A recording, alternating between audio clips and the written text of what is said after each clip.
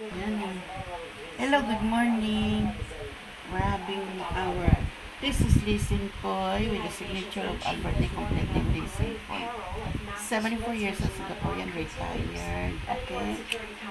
We're having our family branch at on Blackford, Dover, Singapore. March 12, 2026. Okay. My son Liming Alfonso is not home. I don't know where he goes.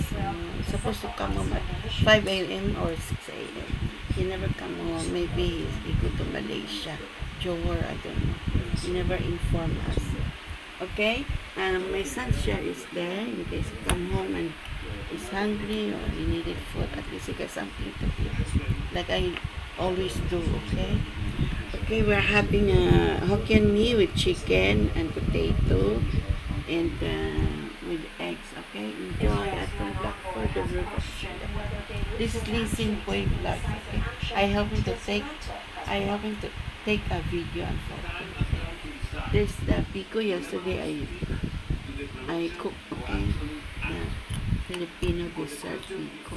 Enjoy folks at the Blackford, the river, Singapore. Our family brunch. Enjoy Singapore.